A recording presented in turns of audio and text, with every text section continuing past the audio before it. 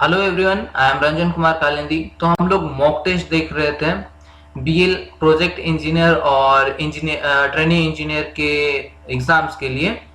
तो ये सारा टेस्ट जो है हम लोग on the basis of previous exam जितने हो चुके हैं उस बेसिस पे ये क्वेश्चंस को डिस्कस कर रहे हैं। यहाँ पर हम लोग क्वेश्चंस को पूरे एक्सप्लेनेशन, पूरे डिटेल्स एक्सप्लेनेशन के साथ देखते हैं। तो चलो शुरू करते हैं। For PDF and more updates आप हमारा टेलीग्राम चैनल ज्वाइन कर सकते हैं। ये टेलीग्राम चैनल का नाम है, आप टेलीग्राम पे जाकर सर्च करो, ये आपको मिल जाएगा और नीचे डिस्क्रिप्शन बॉक्स पे इसका लिंक दे रखा है, वहां से जाकर आप ज्वाइन कर लो। यहाँ पर आपको पीडीएफ और नोट्स, प्रीवियस ईयर के क्वेश्चन सारे कुछ अवेलेबल करा दें। तो क्या है पहला question, which of the following statement is correct.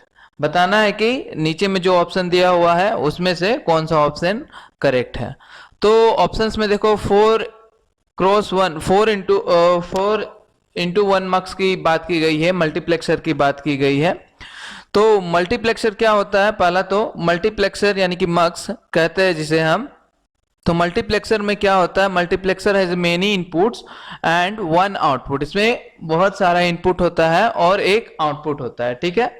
4 into 1 marks की बात की गई है, तो देखो यहां पर ये हो गया हमारा,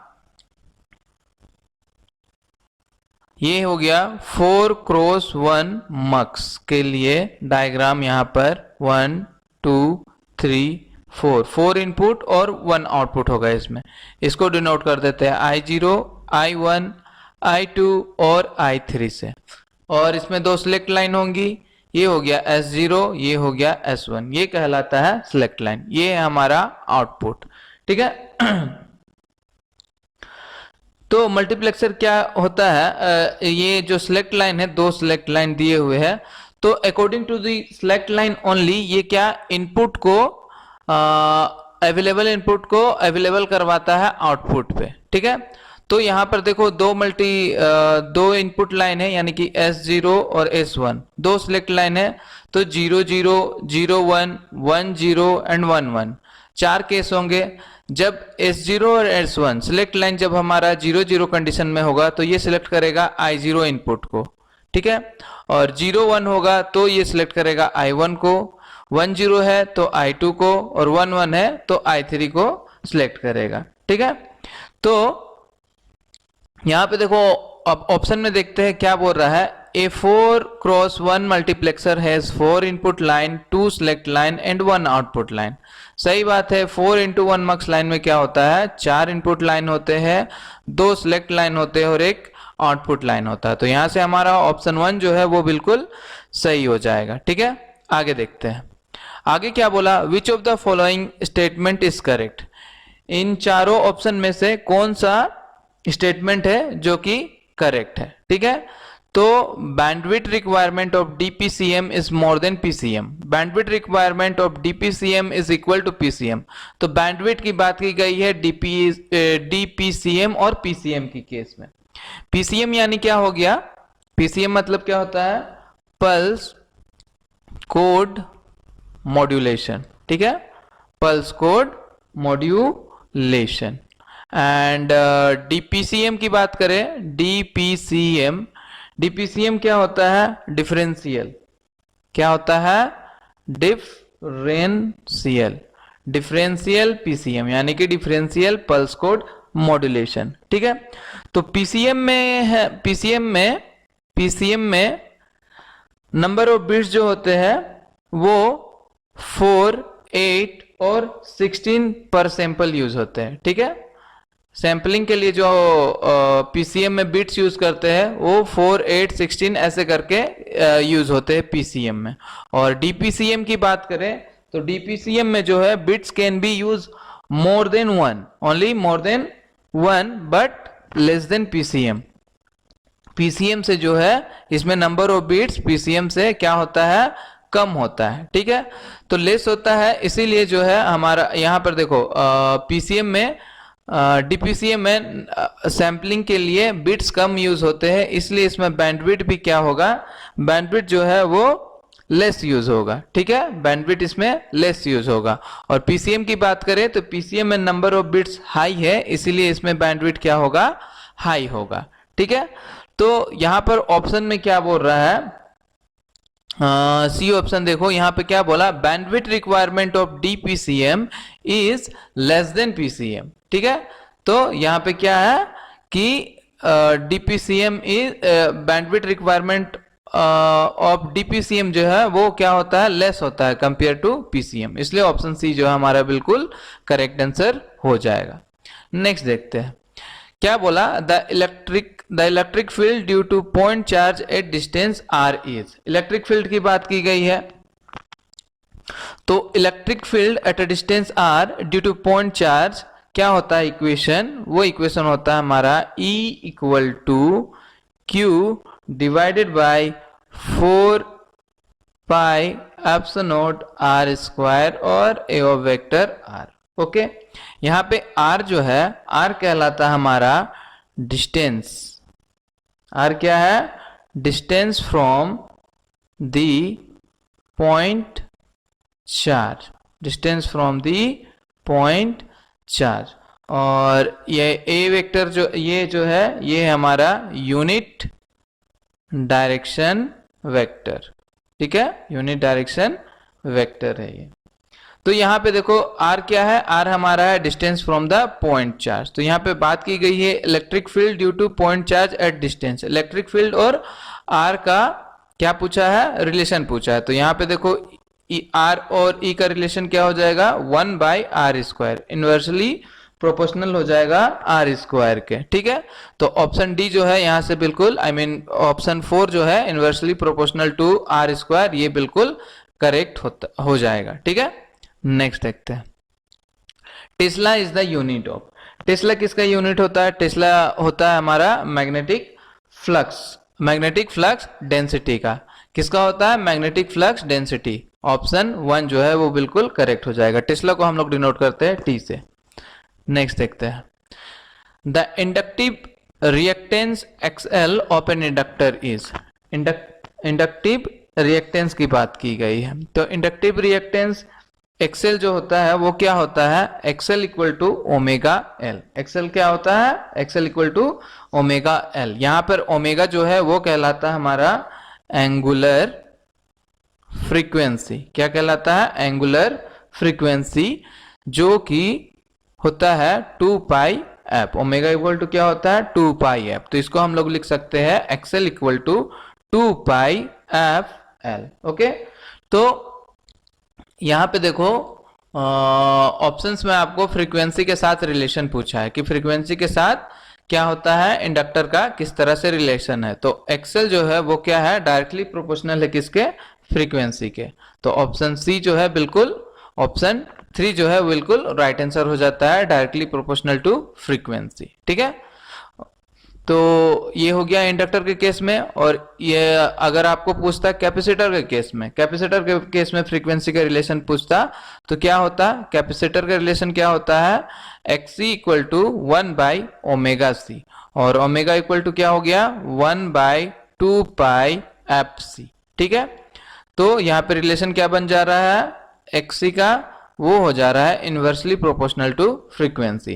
तो अगर कैपेसिटर की बात की जाती फ्रीक्वेंसी के साथ रिलेशन, तो वो क्या हो जाता हमारा, इनवर्सली प्रोपोर्शनल हो जाता। ठीक है, नेक्स्ट देखते हैं आगे क्या बोला, an integrator circuit is also a. Integrator circuit, तो आरसी इंटीग्रेटर देखते हैं। आरसी इंटीग्रेटर का सर्किट डायग्राम देखते हैं किस तरह से होता है। किस तरह से होता है, ये हो गया रेजिस्टेंस, ये हो गया कैपेसिटर, और ये आ गया हमारा ये इनपुट, ये आउटपुट, ये R है, ये C है। तो ये है हमारा आरसी इंटीग्रेटर सर्किट। और ये जो है किस सर्किट की तरह दिखता है, ये है हमारा लो पास फिल्टर सर्किट की तरह है। तो इसलिए क्या कहलाता है इंटीग्रेटर सर्किट, लो पास सर्किट भी कहलाता है इंटीग्रेटर सर्किट। नेक्स्ट देखते हैं, बारकुसेन क्राइटेरियन फॉर ऑसिलेशन। बारकुसेन क्राइटेरिया की बात की गई है। तो ऑसिलेटर में क्या होता है, ऑसिलेटर में आउटपुट जो होता है, output of A oscillator will not depend upon input voltage, because इसमें इनपुट वोल्टेज होता ही नहीं है। ठीक है, तो जो सर्किट है, the circuit will oscillate when two condition satisfy. The circuit oscillate कब करता है? जब दो कंडीशन सेटिस्फाई करता है, और ये दो कंडीशन को हम लोग बोलते हैं बारखुसेन क्राइटेरिया या कंडीशन। ठीक है, तो ये दो कंडीशन क्या होता है? पहला तो जो लूप गेन है, जो लूप गेन है यानी कि ए बी, यानी कि क्या? ए बी, ये क्या होना चाहिए? ये ग्रेटर देन इक्वल टू 1 होना चाहिए, ये पहला कंडीशन है। और दूसरा कंडीशन क्या होता है? Phase shift. दूसरा कंडीशन क्या है? Phase shift. फेज शिफ्ट क्या होना चाहिए? या तो 360 डिग्री और 0 डिग्री होना चाहिए। ये दो कंडीशन अगर सेटिस्फाई करता है तो सर्किट जो है वो ऑसिलेट करता है। ठीक है, और ये दो कंडीशन को हम लोग कहते हैं बारखुसेन क्राइटेरिया या बारखुसेन कंडीशन। ठीक है, तीन ऑप्शन में से एक तो ये कंडीशन है, इसलिए हमारा ऑप्शन 1 जो है बिल्कुल राइट आंसर हो जाएगा, ए बी इक्वल टू 1 या ग्रेटर देन इक्वल टू 1। ठीक है, मोड, तो ऑप्शन ए जो है बिल्कुल राइट आंसर हो जाएगा। अगला देखते हैं क्या बोला, in PLC FRD instruction does the following operation. FLC में एफआरडी इंस्ट्रक्शन का काम क्या है हमें बताना। एफएलसी क्या है? एफएलसी हो गया हमारा एफएलसी सॉरी पीएलसी। पीएलसी क्या है? पीएलसी क्या है? Programmable logic controller. Programmable logic controller है जो कि डिजिटल कंप्यूटर होता है, जो मेनली यूज किया जाता है इंडस्ट्रियल एप्लीकेशन के लिए। और इसमें एफ आर डी जो कमांड है, एफ आर डी इंस्ट्रक्शन, वो एक आउटपुट कमांड होता है। क्या होता है? ये आउटपुट इंस्ट्रक्शन है या फिर आउटपुट कमांड है। ठीक है, जो बीसीडी वैल्यू को क्या करता है? बीसीडी वैल्यू को इंटीजर वैल्यू में, बीसीडी वैल्यू को इंटीजर वैल्यू में कन्वर्ट करता है। बीसीडी वैल्यू को क्या करता है? इंटीजर वैल्यू में कन्वर्ट करता है। कौन? FRD instruction. ठीक है, तो एफआरडी इंस्ट्रक्शन क्या करता है? बीसीडी वैल्यू को इंटीजर वैल्यू में कन्वर्ट करता है। Option D is the right answer. आगे क्या बोला? Thyristor is a semiconductor device with how many junctions. तो थायरिस्टर की बात की गई। देखो ये हो गया हमारा थायरिस्टर का डायग्राम बनाते हैं पहले। 1 2 3, ये हो गया Pn और ये हो गया Pn। ठीक है, ये हो गया एक टर्मिनल यहाँ पर, एक हो गया यहाँ पर टर्मिनल, ये एक इसके लिए और यहाँ पर एक। ये हो गया हमारा एनोड, ये हो गया हमारा कैथोड, ये हो गया कैथोड गेट G2 और ये हो हमारा एनोड गेट G1।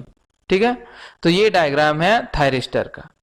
सिंबल की बात करें तो सिंबल भी देख लो, सिंबल किस तरह से होता है। इसका सिंबल होता है कुछ इस तरह से। ये हो गया यहाँ पर, ये हो गया यहाँ पर, और ये हमारा एनोड, ये हमारा कैथोड, ये G2 और ये G1। तो ये है थायरिस्टर का सिंबल। तो थायरिस्टर में क्या होता है? थायरिस्टर में 4 लेयर होते हैं, दिख ही रहा है 4 लेयर। और थायरिस्टर में 3 जंक्शन भी होते हैं। थायरिस्टर में 3 जंक्शन होते हैं और 3 टर्मिनल होते हैं। ठीक है, तो हमें क्या पूछा है क्वेश्चन में? जंक्शन के बारे में पूछा है। तो कितने जंक्शन होते हैं? 3 junction. Option C is the right answer. और थायरिस्टर जो है, थायरिस्टर को क्या कहते हैं? Thyristor is also known as a unilateral switch. ये भी क्वेश्चन पूछा जाता है कभी कभी। Thyristor is also called as a universal switch. ठीक है, तो याद रखना। The breakdown voltage in power BJT depends on. Breakdown voltage किस पे डिपेंड करता है? ब्रेकडाउन वोल्टेज बीजेटी का वो डिपेंड करता है आपका ड्रिफ्ट रीजन थिकनेस पे। ड्रिफ्ट रीजन पे डिपेंड करता है breakdown voltage of power BJT. ठीक है, the dominant mode is rectangular in rectangular waveguide is. Dominant mode पूछा है किसका? रेक्टेंगुलर वेवगाइड का। डोमिनेंट मोड मतलब क्या हो गया? Dominant mode in a particular waveguide is the mode having the lowest cut off frequency. Lowest cut off frequency को हम क्या कहते हैं? डोमिनेंट मोड कहते हैं। तो रेक्टेंगुलर वेवगाइड में जो डोमिनेंट मोड होता है वो होता है TE10। ठीक है, TE10। नेक्स्ट देखते हैं। अगला सवाल क्या बोला light is confined within the core of an optical fiber due to optical fiber। तो ऑप्टिकल फाइबर जो है, ऑप्टिकल फाइबर में एक कोर होता है, ठीक है, और एक बाउंड्री जो होती है उसे कहते हैं हम क्लेडिंग, ठीक है, कोर एंड क्लेडिंग होती है। तो ठीक है, कोर में जो है ये कोर में क्या होता है, लो रिफ्लेक्टिव, कोर में हाई रिफ्लेक्टिव इंडेक्स होती है और क्लैडिंग में लो रिफ्लेक्टिव इंडेक्स होती है, ठीक है। और इसमें ऑप्टिकल फाइबर में लाइट जो कन्फाइंड होती है वो होती है total internal reflection of core and cladding boundary के कारण, टोटल इंटरनल रिफ्लेक्शन से होती है, ठीक है। टोटल रिफ्लेक्शन का मतलब क्या हो गया, total reflection the phenomena of confining the light inside the optical fiber in term as a total internal reflection। तो टोटल इंटरनल रिफ्लेक्शन के कारण लाइट इसमें कन्फाइंड होती है ऑप्टिकल फाइबर में।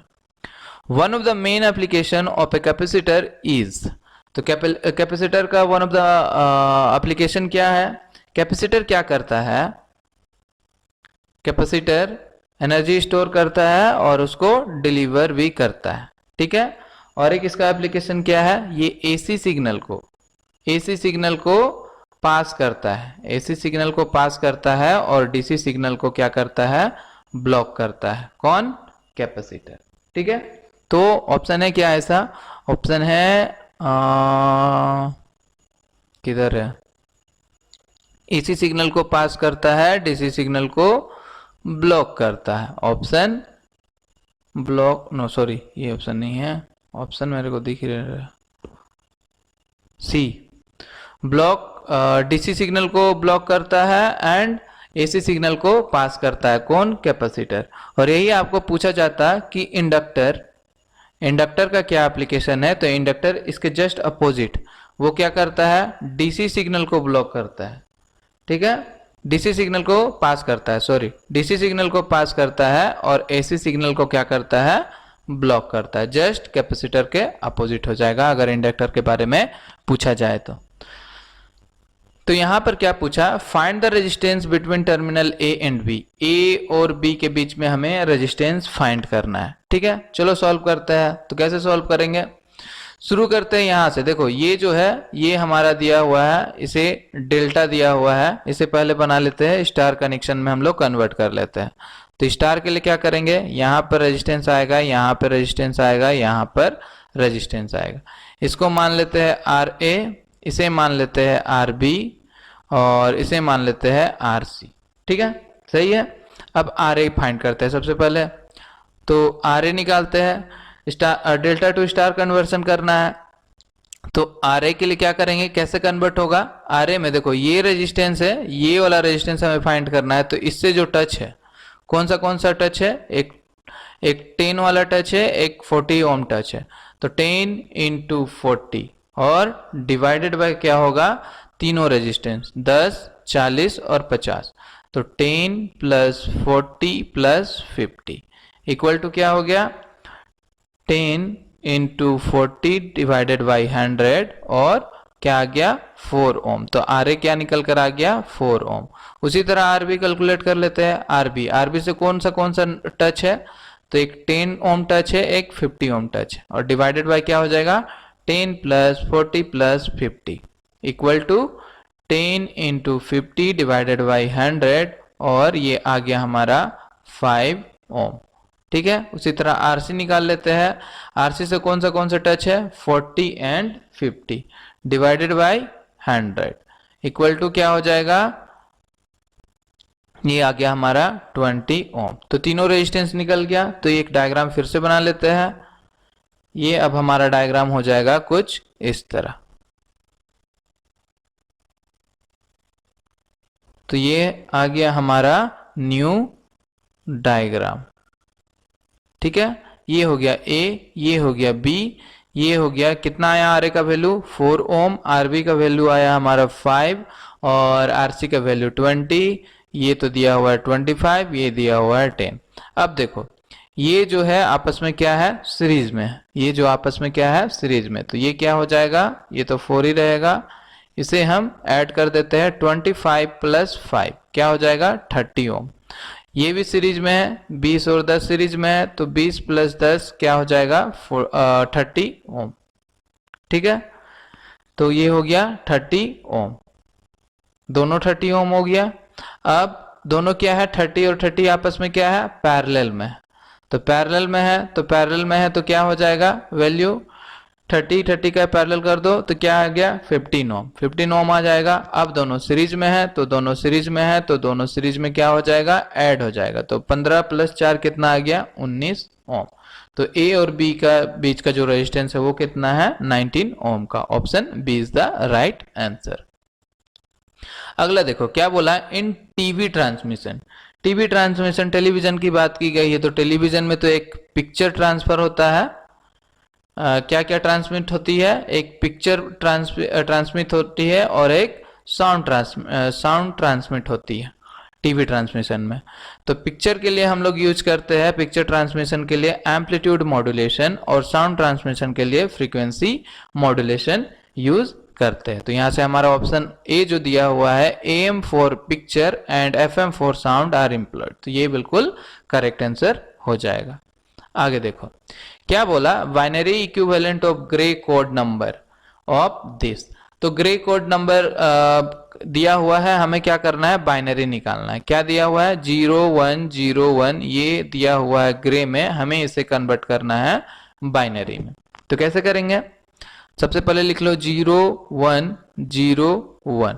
अब ग्रे से बाइनरी में कन्वर्सन जब करना है तो ये लेफ्ट जो है MSB बिट जो है हमारा ये इसी तरह रहेगा, 0 का 0, उसके बाद ये 0 से हमें क्या करना है, इसको XOR ऑपरेशन करना है। तो 01 XOR करने का मतलब क्या हो गया, XOR का ट्रू टेबल क्या होता है, XOR operation 00011011।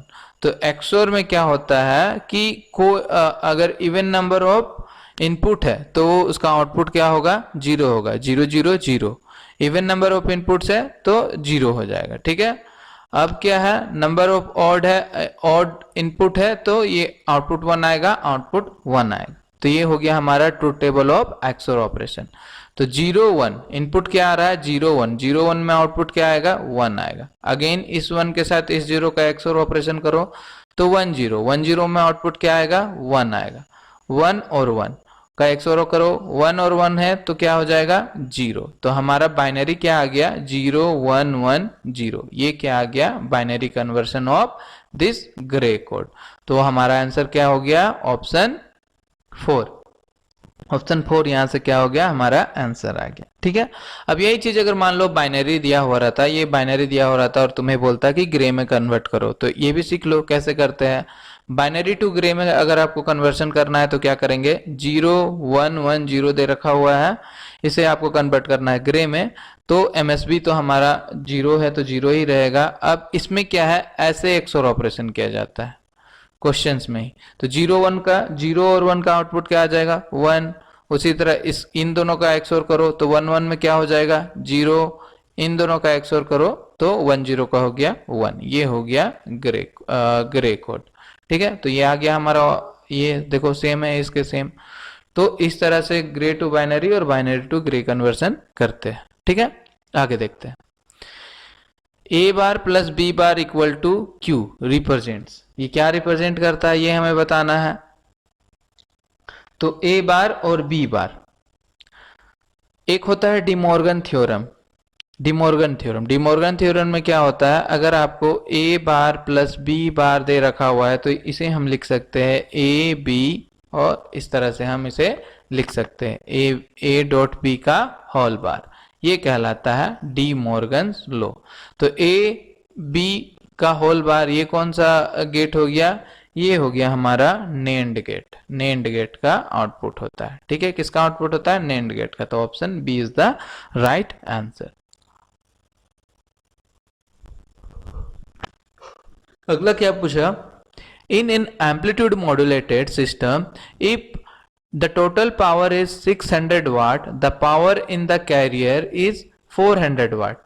Then the modulation index is, modulation index find करना है और हमें गिवन क्या क्या है, पीटी दे रखा हुआ है 600 वाट यानी कि टोटल पावर दे रखा हुआ है, और क्या दे रखा हुआ है, पीसी दे रखा हुआ है, कैरियर फ्रीक्वेंसी वो कैरियर पावर दे रखा हुआ है 400 वाट, और हमें क्या निकालने को बोला है, हमें निकालने को बोला है मॉड्यूलेशन इंडेक्स यानी कि म्यू। ठीक है, मॉड्यूलेशन इंडेक्स निकालने को बोला है। तो the total transmitted power for M system is, क्या होता है, PT equal to PC 1 plus mu square by 2, ये होता है फार्मूला ट्रांसमिटेड पावर का। ठीक है, और टोटल पावर का जो ट्रांसमिट किया जा रहा है। तो पीटी हमें दे रखा हुआ है 600, पीसी कितना है 400, 1 प्लस म्यू हमें निकालना है डिवाइडेड बाई 2। यहाँ से इसे काट दो, ये हो गया 2 बार में, ये हो गया 3 बार में, यानी कि 3/2, और एलसीएम ले लो 2, तो यहाँ हो जाएगा 2 प्लस म्यू स्क्वायर। ठीक है, ये आ गया, यहाँ से 2 से 2 कट गया, 3 minus 2 equal to mu square, और म्यू स्क्वायर इक्वल टू 1, और म्यू इक्वल टू 1 हो जाएगा। तो म्यू का वैल्यू क्या निकल कर आ गया, 1। Option D is the right answer. Modulation index कितना आ गया, 1 आ गया। नेक्स्ट क्या बोला, a car initially traveling at 30 kilometre per hour accelerates at constant rate of 1.5 metre per second square, how far the car travel in 15 seconds. Okay, ठीक है, तो इसमें initially velocity देखो क्या क्या दिया हुआ, पहले तो लिख लो इनिशियल वेलोसिटी यानी कि u कितना दे रखा हुआ है, 30 किलोमीटर पर आवर के रफ्तार से चल रहा है। ठीक है, आंसर भी मीटर है और ये भी सेकंड में है, तो सबसे पहले इसे मीटर पर सेकंड में कन्वर्ट कर लो। वो कैसे करेंगे, 30 इंटू मीटर पर सेकंड में कन्वर्ट करना है तो 5 डिवाइडेड बाई 18 से मल्टीप्लाई कर दो, तो ये आ जाएगा आपका 18 9 बार में, ये 15, ये 15 5 बार में, और ये 3 बार में, यानी कि 25/3 मीटर पर सेकेंड, ये आ गया इनिशियल वेलोसिटी यानी कि u का वैल्यू। ठीक है, अब क्या बोला, accelerate at constant rate of 1.5 metre, यानी कि एक्सेलेरेशन कितना दे रखा हुआ है, वो दे रखा हुआ है 1.5 मीटर पर सेकेंड स्क्वायर, और टाइम की बात की गई है तो टाइम दे रखा हुआ हमारा 15 सेकेंड, और हमें बोला है डिस्टेंस यानी कि s फाइंड करना। तो इक्वेशन ऑफ मोशन क्या होता है, s equal to U T plus half AT square, ये होता है। क्या क्या दिया हुआ है सब पुट कर दो, u कितना है 25/3, टाइम कितना दे रखा हुआ है 15, प्लस 1/2, a कितना है 1.5, और t स्क्वायर यानी कि 15 का स्क्वायर। तो काट दो जो कट रहा है, ये हो गया 125 प्लस ये हो जाएगा यहाँ से हटाओ इसको, तो ये हो गया 10, और 15 इंटू 15 यानी कि 15 का क्यूब 3375 डिवाइडेड बाई 2। अब एलसीएम ले लो, मत लो, ये 10 है ना, यहाँ पे हो गया 20, 125 प्लस 168.75 आ जाएगा ये, और ये इनको आपस में ऐड कर दो तो ये आ जा रहा है 293.75 मीटर, और यही जो हमारा डिस्टेंस निकल कर आ गया 293.75। Option D is the right answer. A transformer has 350 primary turns and 1050 secondary turns. The primary winding is connected across 230 volt 50 hertz supply. The inducted EMF in secondary will be, तो secondary winding में क्या पूछा है, voltage पूछा है। तो सबसे पहले तो देखो क्या क्या दे रखा हुआ है, N1 दे रखा हुआ है। ठीक है, प्राइमरी टर्न्स कितना है 350, ठीक है, और V1 कितना है, V1 दे रखा हुआ देखो यहाँ पे, primary winding is connected across 230 volt, उसी तरह N2 कितना है 1050 और इसमें हमें बोला है V2 निकालने को। ठीक है, तो जो रिलेशन होता है हमारा ट्रांसफार्मर का between number of turns current and voltage में, वो क्या रिलेशन होता है कि N1 divided by N2 equal to V1 by V2 equal to I2 by I1। तो ये रिलेशन है ट्रांसफार्मर का बिटवीन टर्न्स वोल्टेज और करंट में। तो हमें क्या है, हमें लेना है N1 बाई N2 और V1 बाई V2 वोल्टेज के साथ रिलेशन को निकालना है। तो इसमें क्या क्या दे रखा हुआ है, N1 दे रखा हुआ है 350, N2 दे रखा हुआ है 1050, V1 दे रखा हुआ है 230 और हमें बोला है क्या V2 को फाइंड करना। तो जो जो कटता है उसे काट देते हैं, ये कट गया, ठीक है, ये कट जाएगा, तो V2 इक्वल टू हो जाएगा 230 इंटू 105 डिवाइडेड बाई 35 और इसे आप कैलकुलेट करोगे तो ये निकल कर आ रहा है 690 वोल्ट। 690 वोल्ट ये हो जाएगा हमारा। ये दोनों ऑप्शन में देखो 690 वोल्ट ए और बी में भी है, एक में 50 हर्ज है, एक में 150 हर्ज है। तो ट्रांसफार्मर में क्या होता है, ट्रांसफार्मर में फ्रीक्वेंसी कांस्टेंट होती है। ठीक है, जो इनपुट में फ्रीक्वेंसी है 50 हर्ट्ज तो वही हमारा आउटपुट भी आएगा 50 हर्ट्ज, फ्रीक्वेंसी हमेशा सेम रहेगी। तो 690 volt 50 hertz, option A is the right answer. अगला देखते हैं, अगला क्या बोला, if a transmission line is terminated with resistance equal to its characteristic impedance. ठीक है, किसकी बात की गई, if transmission line is in a terminated with a resistance equal to characteristic impedance, characteristic impedance के साथ टर्मिनेट हो रहा है। ठीक है, तो और इक्वल है। ठीक है, तो इसमें बात की गई है लोड इम्पीडेंस और कैरेक्टरिस्टिक इम्पीडेंस की। तो एक होता है हमारा VSWR, voltage standing wave ratio. ये क्या होता है 1 प्लस 1 माइनस रो, यानी कि इसमें जो ये है ये कहलाता है हमारा रिफ्लेक्शन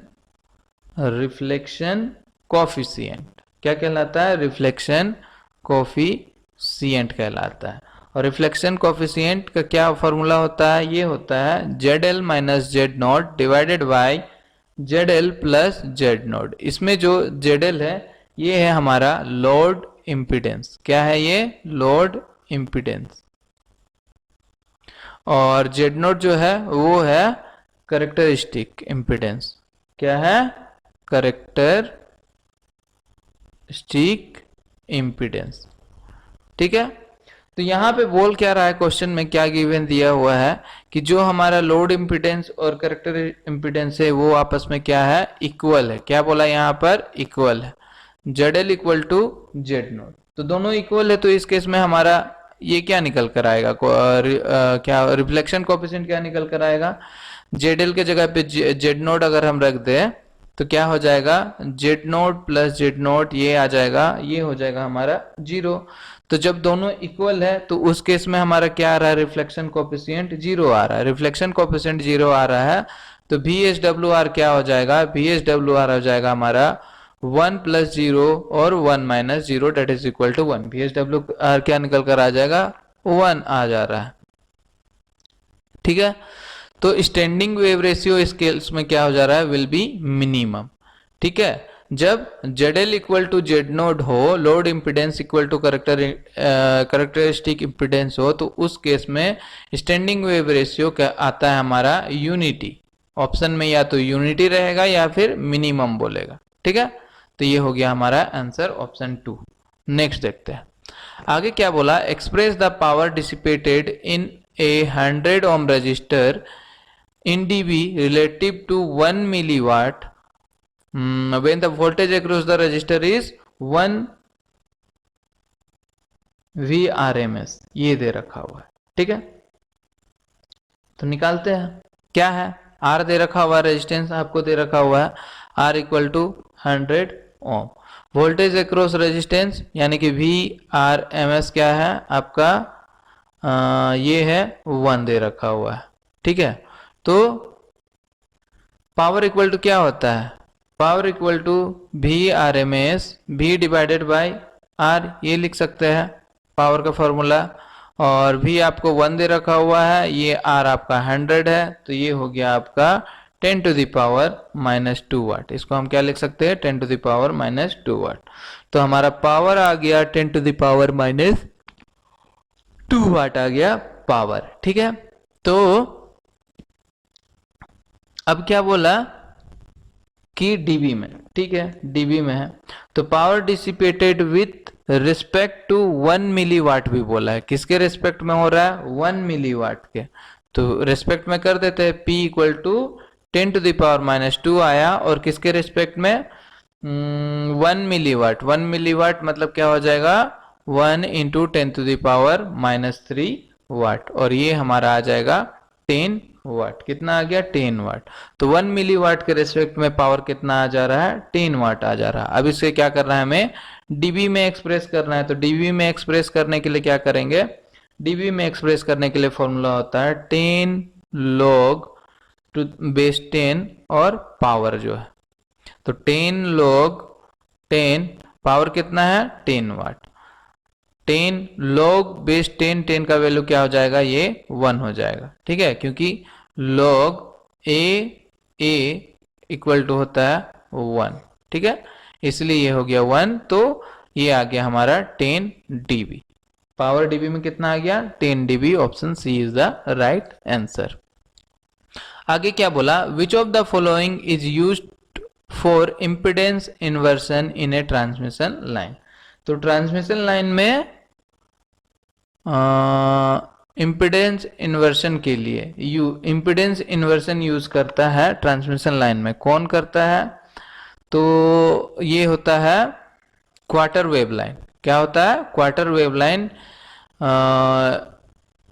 यूज करता है इम्पीडेंस इन्वर्सन के लिए ट्रांसमिशन लाइन में। A power amplifier delivers 25 watt AC power to a 4 ohm speaker load. If the DC input power is 40 watt, what is the efficiency of the amplifier? तो efficiency की बात की गई है, तो efficiency इक्वल टू होता है हमारा P not by PI, output power by input power into 100। ठीक है, तो आउटपुट पावर क्या दे रखा हुआ है, एम्पलीफायर कितना डिलीवर कर रहा है, आउटपुट डिलीवर कर रहा है 25, तो आउटपुट पावर हो गया हमारा 25। और क्या दे रखा हुआ है, input power, input DC power कितना है 40 वाट, इंटू 100 कर दो, काटा पिटी कर देते हैं, ये कट गया, 4 2 बार में 10, ये 5 बार में, और कुछ कटने को है, नहीं कटने को, तो ये हो गया हमारा 125 divided by 2 that is equal to 62.5%। Option C is the right answer. आगे देखो, आगे क्या बोला, the input power to a filter in 1 watt and output power is 10 milliwatt। The attenuation offered by the filter is, क्या करना है, attenuation निकालना है। ठीक है, तो अटेन्यूएशन की बात करें पावर में, अटेन्यूएशन, ठीक है, अटेन्यूएशन की बात करें तो अटेन्यूएशन क्या हो जाता है, 10 log 10 और PI by P not dB में।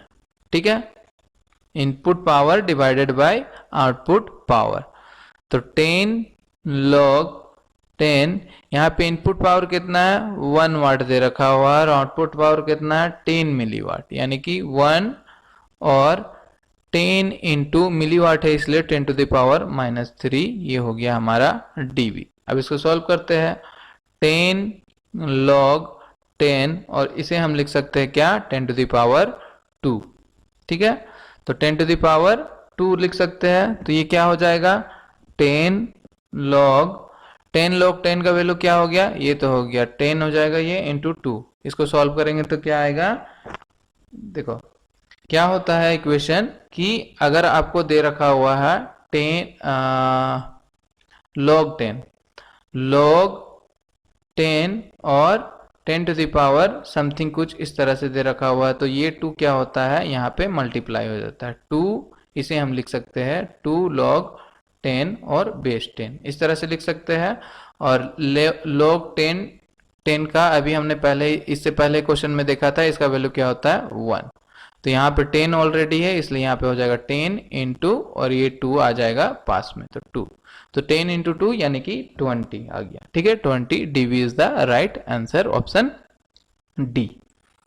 नेक्स्ट देखते हैं। इन सी लैंग्वेज की बात की गई है। इन सी when an array is passed as an argument to a function, which of the following gets passed? तो C फंक्शन में क्या होता है, C function in C function argument जो होता है वो always passed by A value, किससे, वो always passed by A value. C function में आर्गुमेंट जो है पास होता है, मतलब वैल्यू से पास होता है। In case when an array is passed as a function argument, it pass the base address of the array. जब array when an array is passed as a function argument, जब array को function argument की तरह पास किया जाता है तो इसमें बेस एड्रेस पास होता है एरे में। बेस एड्रेस कहने का मतलब क्या हो गया कि the base address is the location of the first element of the array in a memory. तो यहाँ पे क्या बोला कि in C when an array is passed as an argument to a function, तो आर्गुमेंट की तरह जब पास होता है एरे, तो इस केस में क्या होता है कि बेस एड्रेस पास किया जाता है, बेस एड्रेस पास होता है एरे का। नेक्स्ट देखो क्या बोला, एसक्यूएल इंस्ट्रक्शन इन पीएलसी। एसक्यूएल इंस्ट्रक्शन इन पीएलसी वो क्या होता है कि output instruction and captures reference condition bye A manually stepping the machine through its operation. SQL instruction use किया जाता है पीएलसी में जब आउटपुट इंस्ट्रक्शन को कैप्चर किया जाए मैनुअली स्टेपिंग के लिए। Current in an intrinsic semiconductor is equal to, current हमें फाइंड करना है किसका, इंट्रिंसिक सेमीकंडक्टर का। तो इंट्रिंसिक सेमीकंडक्टर की बात करें तो ये होता है हमारा इंट्रिंसिक सेमीकंडक्टर। इंट्रिंसिक सेमीकंडक्टर में the total current passing through intrinsic semiconductor is I equal to IE plus IH। IE कहने का मतलब क्या हो गया, IE हो गया हमारा electron hole, electron current, and IH मतलब क्या हो गया, हॉल करंट। ठीक है, तो क्या होता है intrinsic semiconductor, intrinsic semiconductor is equal to electron current plus hole current. Option C is the right answer. When we tune in any desired station in a radio receiver by rotating the tuning control we vary, तो इस case में हम लोग क्या very करते हैं, capacitance को very करते हैं। अगला क्वेश्चन क्या बोला, the glider goes from a position 30.4 centimeter at a time t 1/3 second to a position 113 centimeter at a time t 5/3 second. The average velocity of the glider during this interval is। ठीक है, तो average velocity की बात की गई है। Average velocity निकालते हैं सबसे पहले, velocity average velocity equal to क्या होता है, total distance travelled divided by total time taken. ये होता है एवरेज वेलोसिटी फाइंड करने का। तो टोटल डिस्टेंस पहले फाइंड करते हैं। टोटल डिस्टेंस कितना है हमारा, कितना ट्रेवल कर रहा है, टोटल डिस्टेंस कितना ट्रेवल कर रहा है, 30 सेंटीमीटर से 113 सेंटीमीटर ट्रेवल कर रहा है। तो दोनों को माइनस कर दो, 113 माइनस 30.4 माइनस कर दो तो हमें टोटल डिस्टेंस निकल जाएगा कितना, 82.6 सेंटीमीटर ट्रेवल कर रहा है। उसी तरह टोटल टाइम की बात करें, टोटल टाइम भी क्या हो रहा है, कितने के बीच में, 1/3 सेकेंड से 5/3 सेकेंड, 5/3 माइनस 1/3 कर दो तो ये हो जाएगा हमारा 4/3 सेकेंड। तो टोटल टाइम कितना लग रहा है 4/3 सेकेंड। अब एवरेज वेलोसिटी निकालना है तो इसका फॉर्मूला में पुट कर देते हैं। टोटल डिस्टेंस कितना ट्रेवल कर रहा है 82.6 सेंटीमीटर और टाइम कितना ले रहा है 4/3 सेकेंड का टाइम ले रहा है। तो इसे जब कैलकुलेट करेंगे तो ये निकल कर आ जाएगा हमारा 61.95 सेंटीमीटर पर सेकेंड और ये हमारा कौन सा ऑप्शन से मैच कर रहा है, option B is the right answer. ठीक है, फोर्स काउजेस। फोर्स काउजेस ये दे रखा हुआ है, मतलब पूछा गया है फोर्स काउजेस। तो न्यूटन का सेकेंड लॉ होता है, न्यूटन के सेकेंड लॉ अगर हम लोग देखें F=ma जो होता है तो force causes acceleration on a body. इसका आंसर क्या हो जाएगा, एक्सेलेरेशन ऑन ए बॉडी। ठीक है, आगे क्या बोला, a tuned circuit is resonant at 4 megahertz, its Q is 100, the bandwidth is. ठीक है, रेजोनेंट फ्रीक्वेंसी दी गई है, कितना दी गई है, रेजोनेंट फ्रीक्वेंसी हमें दिया गया है 4 मेगाहर्ट्ज और Q यानी कि क्वालिटी फैक्टर दे रखा है 100 और हमें क्या बोला है, बैंडविड्थ फाइंड करने को बोला है। तो बैंडविड्थ इक्वल टू क्या होता है, bandwidth equal to resonant frequency divided by quality factor, ये होता है बैंडविड्थ इक्वल टू। तो हमें रेजोनेंट फ्रीक्वेंसी दे रखी है 4 मेगाहर्ट्ज, तो 4 × 10⁻6 लिख सकते हैं, डिवाइडेड बाय क्वालिटी फैक्टर है 100, तो इसे काट दो, ये हो गया 2, तो इसे हम लिख सकते हैं, ये हो गया 4, ये हो गया 4 × 10⁻4 और 40 × 10⁻3 that is equal to 40 kilo hertz. तो यहां से आंसर हमारा क्या निकल कर आ जाएगा, 40 किलो हर्ट्ज, ऑप्शन ए। आगे देखते हैं नेक्स्ट सवाल। अगला सवाल क्या बोला, what is the modulation index in a frequency modulated signal with a carrier frequency of 100 kilohertz, modulating frequency of 4 kilohertz, the frequency deviation of 50 kilohertz। तो इसमें बात की गई है फ्रीक्वेंसी मॉड्यूलेटेड सिग्नल की यानी कि एफएम की। इन एफएम की बात की गई तो एफएम में मॉड्यूलेशन में क्या बोला है, मॉड्यूलेशन इंडेक्स फाइंड करने को। तो एफएम में मॉड्यूलेशन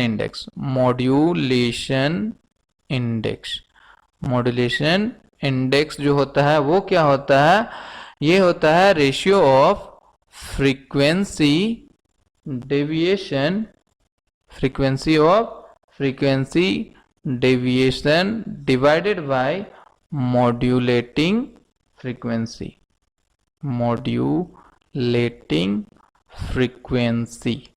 मॉड्यूलेशन इंडेक्स क्या होता है, modulation index is the ratio of frequency deviation to modulating frequency. ठीक है, इसे हम डिनोट करते हैं एमएफ से मॉड्यूलेशन इंडेक्स को, और फ्रीक्वेंसी डेविएशन हो जाएगा हमारा डेल एफ और मॉड्यूलेटिंग फ्रीक्वेंसी हो गया हमारा एफएम।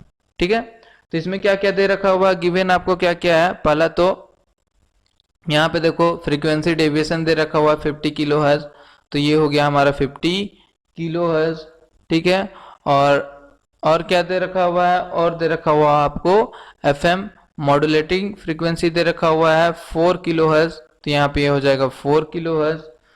और क्या है, कैरियर फ्रीक्वेंसी से हमें कुछ मतलब नहीं है तो ये हटा दो, ये के कट गया, तो 40 divided by 4 that is equal to 12.5। Modulation index क्या होता है, यूनिट लेस होता है, इसलिए 12.5 हो जाएगा आपका answer, option C is the right answer. आगे क्या बोला, in a transistor if the current gain is 100 and the collector current is 5 milliampere, the base current is. Transistor में की बात की गई है, तो ट्रांजिस्टर में जो रिलेशन होता है बेस एमीटर और कलेक्टर करंट का, वो क्या होता है, IE equal to IB plus IC, ये होता है ट्रांजिस्टर इक्वेशन। ठीक है, इसमें जो IC है वो क्या होता है, IC इक्वल टू होता है बीटा IB, और इसमें जो बीटा है, ये बीटा कहलाता है हमारा करेंट गेन। ये क्या कहलाता है, करेंट गेन कहलाता है। तो क्वेश्चन में क्या क्या दे रखा हुआ है? क्वेश्चन में सबसे पहले तो देखो बीटा दे रखा हुआ, करंट गेन हमें 100 दे रखा हुआ है, प्लस कलेक्टर करंट आईसी दे रखा हुआ है 5 मिली एम्पियर, हमें बोला है आईबी फाइंड करने। तो इस रिलेशन से हमें मिल जाएगा आईबी का वैल्यू। आईसी कितना दे, आईबी इक्वल टू क्या हो जाएगा? आईबी इक्वल टू हो जाएगा IC divided by beta. IC क्या है? 5 मिली एम्पियर, 5 इंटू 10⁻³ लिख सकते हैं। और बीटा क्या है? बीटा है हमारा 100 दे रखा हुआ। तो ये हो जाएगा 5 डिवाइडेड बाय 10⁵, और इसे लिख सकते हैं 50 माइक्रो एम्पियर। यही जो हमारा क्या हो जाएगा? Base current. Option D is the right answer. Next question क्या बोला? When a transistor is used as a switch, transistor कब स्विच की तरह वर्क करता है? तो इसके लिए एक तो सबसे पहले आप ये टेबल याद रखना, ये हमेशा आपको काम आएगी।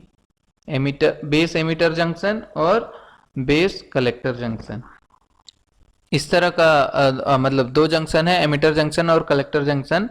तो जब भी ये फॉरवर्ड बायस और फॉरवर्ड बायस, एक फॉरवर्ड बायस, एक होता है फॉरवर्ड बायस, एक होता है रिवर्स बायस, ये रिवर्स बायस, ये फॉरवर्ड बायस, और ये रिवर्स बायस, एंड ये भी रिवर्स बायस।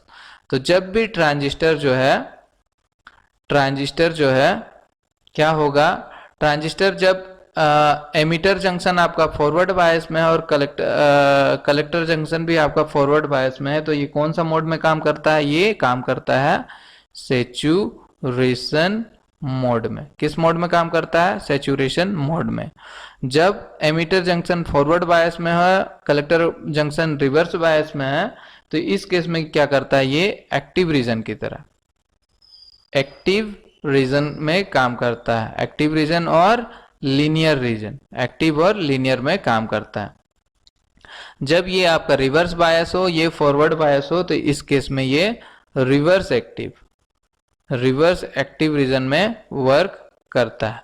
और बोथ रिवर्स हो तो उस केस में ये कट अप रीजन में काम करता है। ठीक है, अब इसकी एप्लीकेशन की बात कर लेते हैं। जब ये ट्रांजिस्टर जो है वो सैचुरेशन रीजन में हो, जब ट्रांजिस्टर सैचुरेशन रीजन की तरह काम कर रहा हो, तो इस केस में ये क्या करता है? ऑन स्विच की मतलब हाँ, ऑन स्विच की तरह काम करता है। किसकी तरह काम करता है? ऑन स्विच की तरह। जब ट्रांजिस्टर एक्टिव रीजन में वर्क कर रहा हो, तो ये एम्पलीफायर की तरह वर्क करता है। रिवर्स एक्टिव का कुछ खास यूज नहीं है, ठीक है, कुछ खास यूज नहीं करते हम लोग।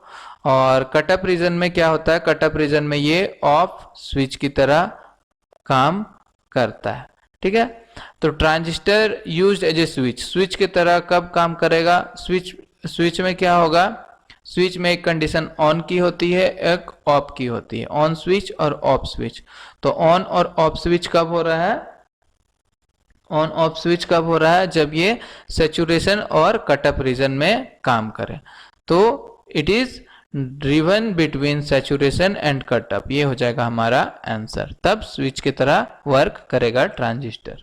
नेक्स्ट देखते हैं आगे क्या बोला। In NPN transistor when emitter junction is forward, emitter junction, ठीक है, एमिटर जंक्शन, और कौन सा और एक जंक्शन है? Collector junction. तो एमिटर जंक्शन किस रीजन में बोल रहा है? फॉरवर्ड बायस में। और कलेक्टर जंक्शन किस रिवर्स बायस में बोल रहा है। तो transistor will operate in which mode, ये पूछा। अभी हमने देखा एक क्या है, यहाँ पर एक फॉरवर्ड बायस है, एक रिवर्स बायस है। तो फॉरवर्ड बायस और रिवर्स बायस में जब रहेगा तो किस मोड में काम करेगा? ये एक्टिव रीजन में काम करेगा। तो यहां से हमारा आंसर क्या हो गया? एक्टिव रीजन हो जाएगा यहां से हमारा आंसर। आगे देखते हैं। Trap flag in 8086 is used for. 8086 में टोटल जो है वो इसमें 6 तरह के स्टेटस फ्लैग होते हैं। कितने तरह के? 6 तरह के स्टेटस फ्लैग होते हैं और 3 तरह के कंट्रोल फ्लैग होते हैं। ठीक है। 8086 माइक्रो प्रोसेसर में 6 स्टेटस फ्लैग होते हैं, 3 कंट्रोल फ्लैग होते हैं। 6 स्टेटस फ्लैग कौन कौन सा हो गया? एक हो गया आपका कैरी फ्लैग, एक हो गया पैरिटी फ्लैग, एक हो गया एक्सुअली कैरी फ्लैग, एक हो गया जीरो फ्लैग और sign flag overflow flag. कितने तरह के फ्लैग हो गए? 6 तरह के। Carry flag, parity flag, auxiliary carry flag, zero flag, sign flag और ओवरफ्लो फ्लैग। और 3 कंट्रोल फ्लैग होते हैं, वो कौन कौन सा है? एक तो है आपका डायरेक्शन फ्लैग, एक है interrupt enable flag, interrupt enable flag, और एक होता है ट्रैप फ्लैग, ट्रैप फ्लैग। ठीक है। तो 8086 में ट्रैप फ्लैग का काम क्या है?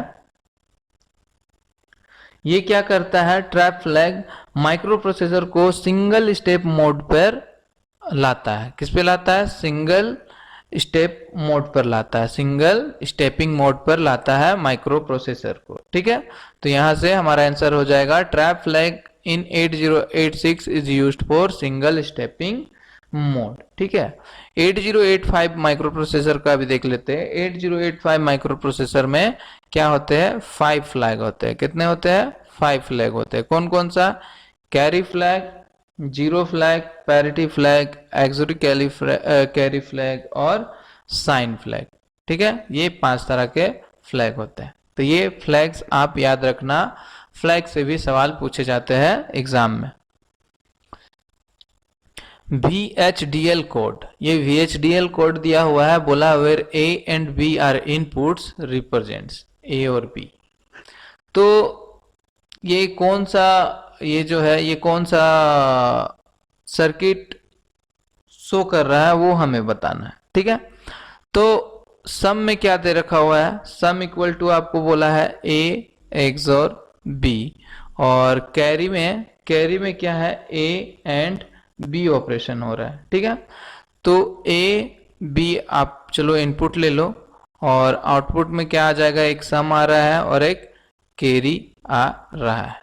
0 0 0 1 1 0 1 1। तो एक्सोर ऑपरेशन किया गया है, यानी कि 0 1 1 0 और कैरी के लिए 0 0 0 1 एंड ऑपरेशन हो गया। ठीक है।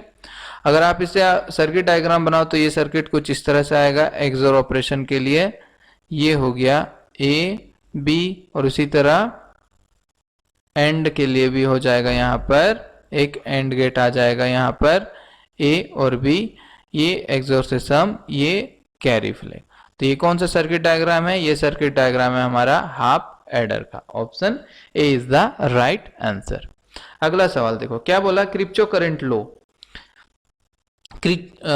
तो केसीएल की बात करें। केसीएल क्या होता है? Summation of all current meeting at a node equal to 0।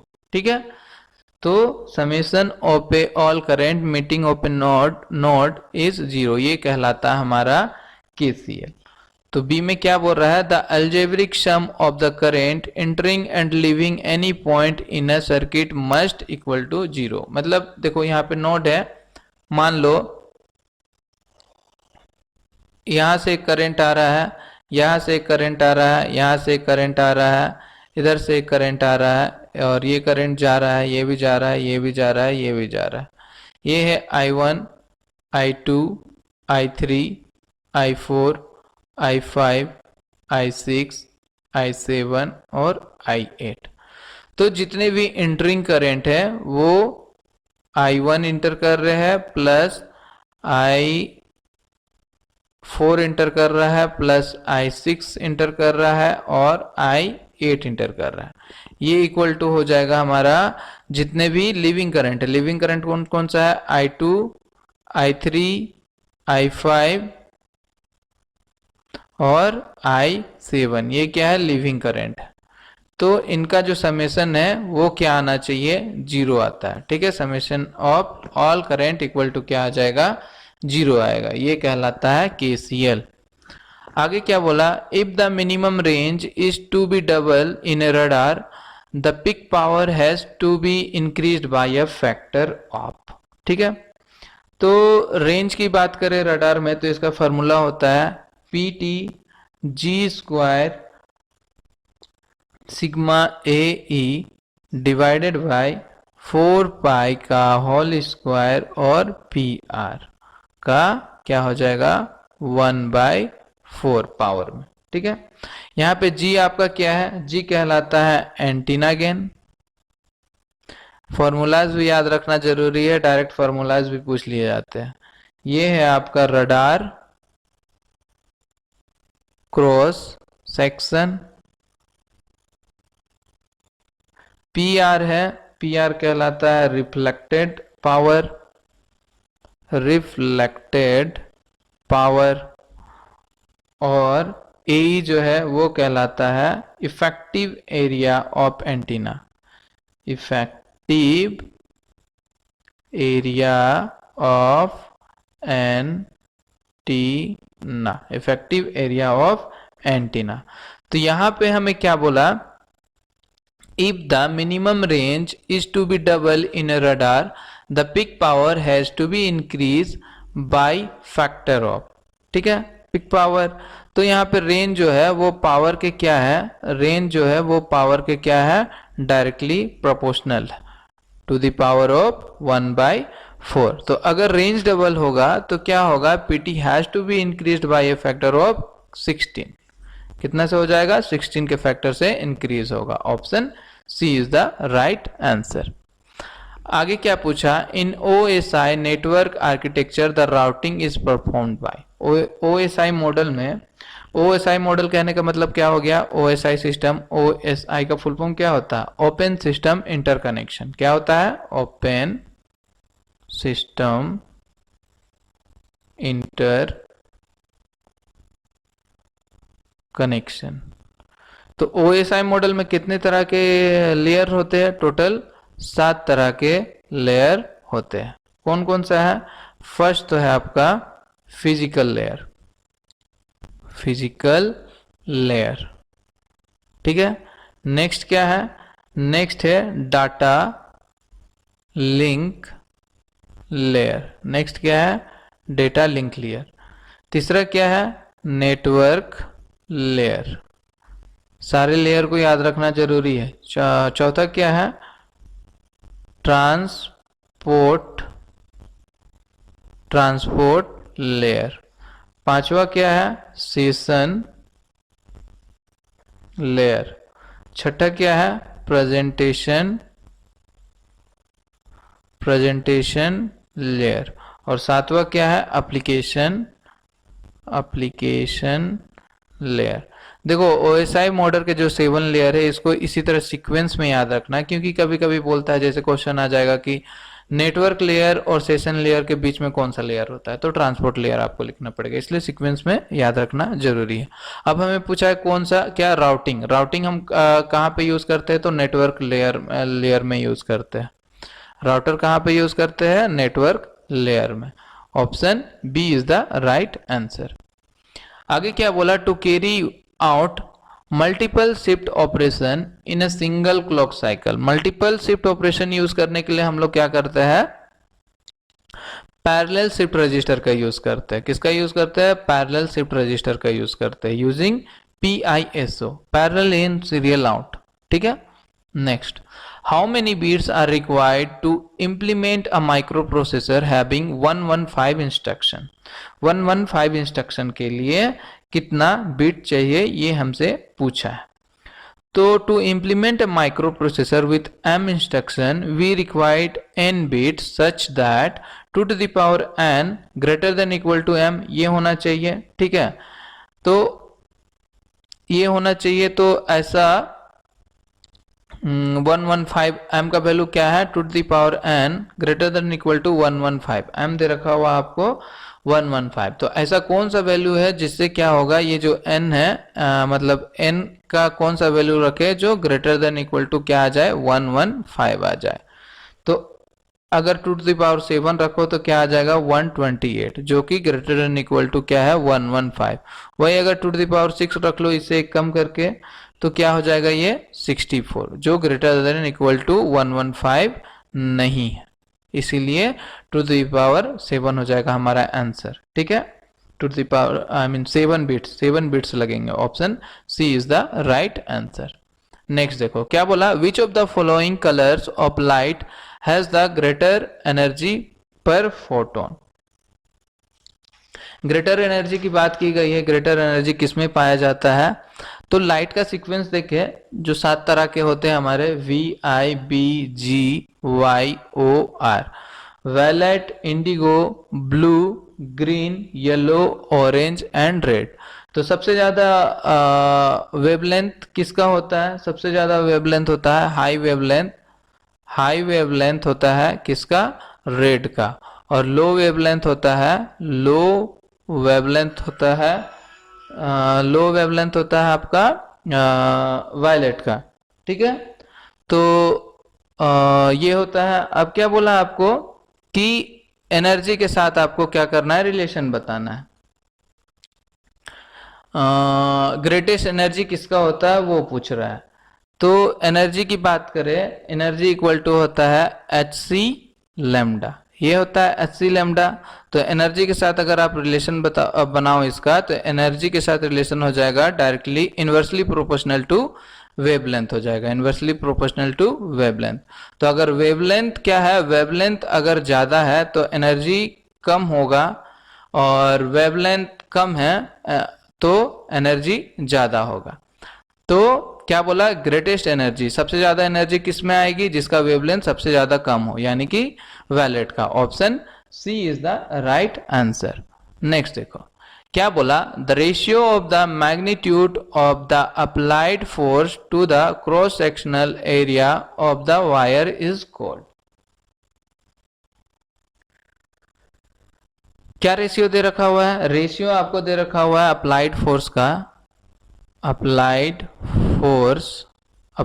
Force divided by cross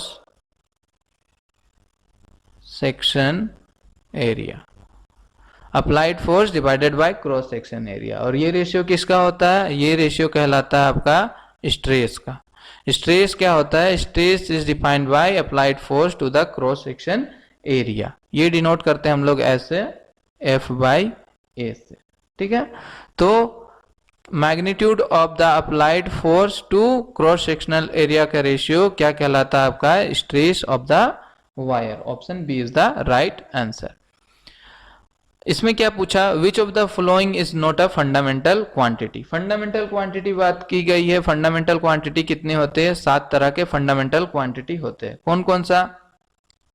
length, mass, time, electric current,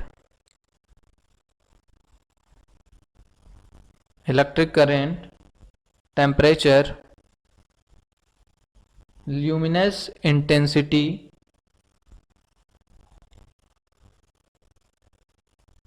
amount of substance.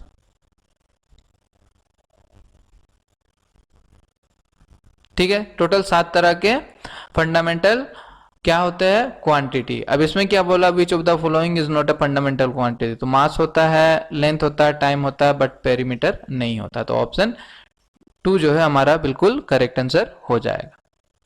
अगला सवाल क्या पूछा, a 20 kg block is placed at a smooth horizontal table, a horizontal force of 12 newton is applied to the block, the position of the block at 5 second is. क्या क्या given है आपको? सबसे पहले तो मास दे रखा हुआ है कितना? 20 kg का, और इसमें कितना फोर्स लगाया जा रहा है? 12 न्यूटन का। टाइम दे रखा हुआ आपको 5 सेकेंड।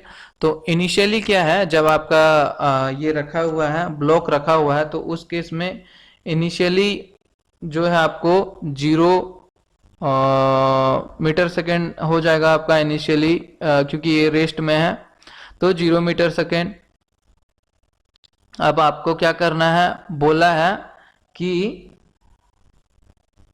डिस्टेंस निकालना है आपको ना, डिस्टेंस निकालना है। तो डिस्टेंस निकालने के क्या करते हैं, equation of motion S equal to U T plus half A T square, ये करना है। तो इसमें हमें ए नहीं पता है, ए निकाल लेते हैं। तो ए के लिए हम लोग यूज करेंगे न्यूटन सेकेंड लॉ।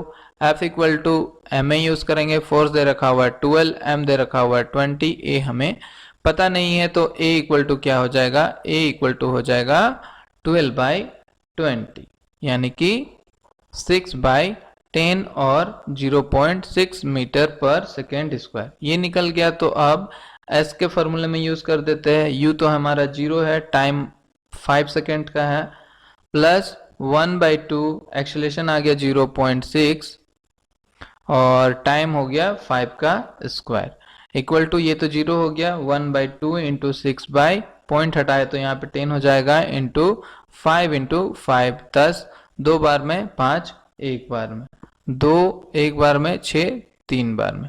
तो ये हमारा निकल कर आ गया 15/2 equal to 7.5 metre is the answer, option 2।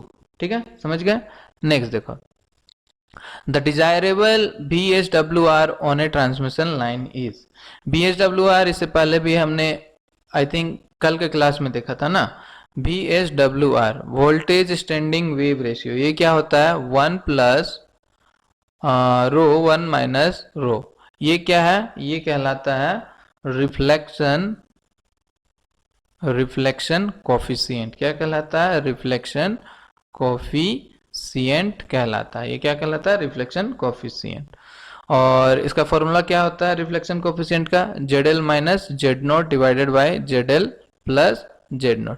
देखो VSWR से क्वेश्चन अगर आए ना तो बस यही क्वेश्चन आता है, हमेशा सारे एग्जाम में देखा गया है ये क्वेश्चन। तो इसमें ZL क्या है, ZL है आपका लोड इम्पिडेंस,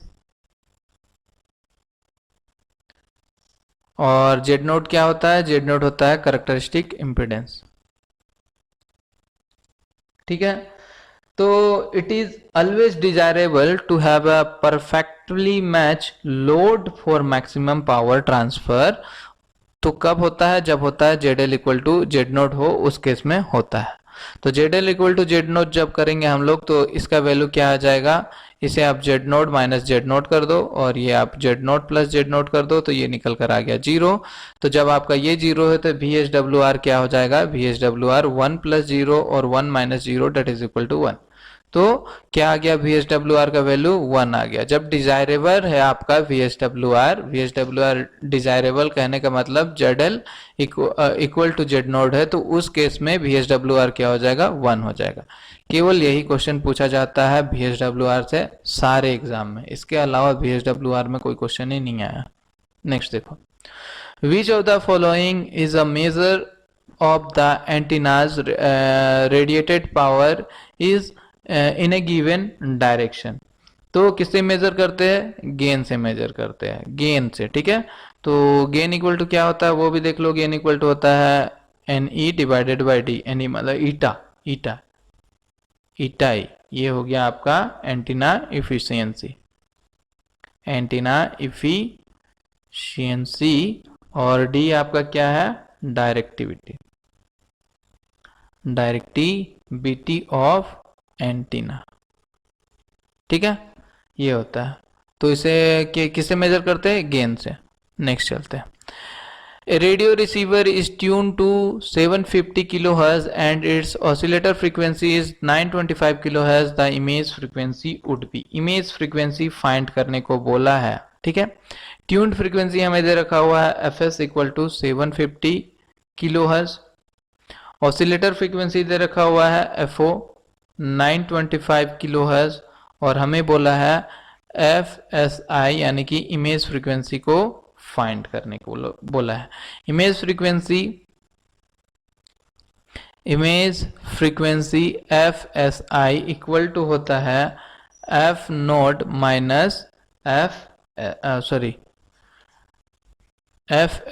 इक्वल टू होता है fs प्लस 2if।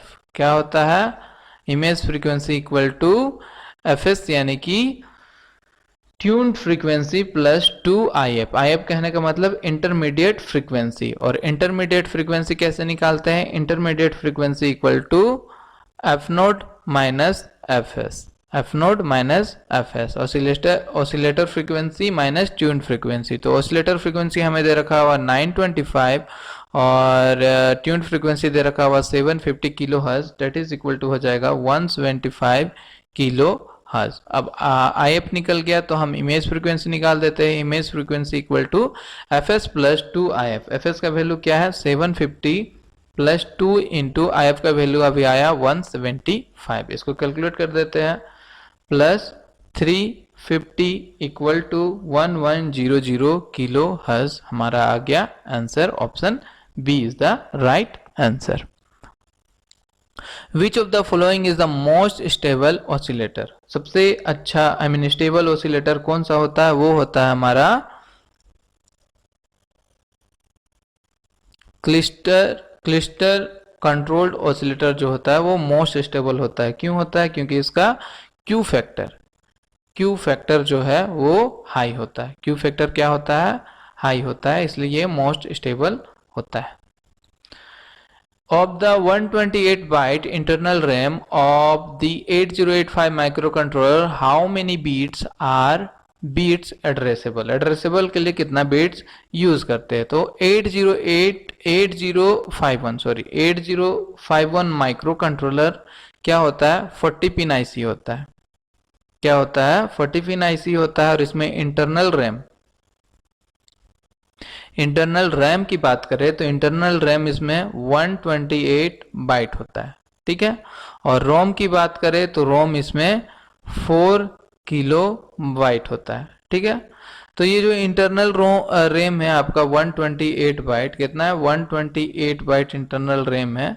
इसमें से ओनली 16 बाइट जो है, ओनली 16 बाइट जो है वो यूज किया जाता है एड्रेसेबल की तरह। किसकी तरह? बिट एड्रेसेबल के लिए, बिट एड्रेसेबल के लिए यूज करते हैं। और बाकी जो बचा वो बाइट फॉर्मेट में यूज किया जाता है। तो क्वेश्चन में हमें पूछा था how many bytes are bit addressable, तो कितना बाइट? 16 बाइट्स जो है बिट एड्रेसेबल की तरह यूज किया जाता है। और लोकेशन की बात करें तो लोकेशन, ये बिट एड्रेसेबल का लोकेशन हो जाएगा आपका 20H to 2F, ठीक है। 2F तक इसका एड्रेस होता है। एड्रेस भी याद रखना जरूरी है। When 8051 microcontroller is powered up, the stack pointer contains the value। जब माइक्रो 8051 को ऑन किया जाता है तो स्टैक पॉइंटर कौन सा वैल्यू कंटेंट करता है? ये कंटेंट करता है 07H का, ठीक है। 07 पे पहुंच जाता है। Minimum number of flip flop required for modulus 15 counter. 15 counter के लिए minimum number of flip flop कितना चाहिए? तो फॉर काउंटर के लिए total number of states, total number of states की बात करें काउंटर में तो वो कैलकुलेट करते हैं 2 to the power n से। किससे कैलकुलेट करते हैं? 2 to the power n से। तो 15 नंबर के लिए है काउंटर की बात की गई है, तो ये जाहिर से बात है 2 to the power n जो है वो ग्रेटर देन इक्वल टू 15 होना चाहिए, ठीक है, जाहिर सी बात है। तो n का वैल्यू अगर 4 रखे तभी जाके ये क्या होगा? ग्रेटर देन इक्वल टू 15 होगा, ठीक है। इसीलिए n हमारा क्या निकल कर आ गया? n इक्वल टू क्या रखेंगे? n इक्वल टू 4, ठीक। तो इसमें क्या पूछा हमें? Minimum number of flip flop. तो minimum number of flip flop कितना होगा? 16 होगा, ठीक है। Minimum number of flip flop कितना होगा? 16। Option B is the right answer. Next चलते हैं। Which of the following gates can be used for parity generator? देखो पैरिटी जनरेटर के लिए हम लोग एक्सोर गेट का यूज करते हैं। किसका यूज करते हैं? एक्सोर और एक्सनोर का। एक्सोर और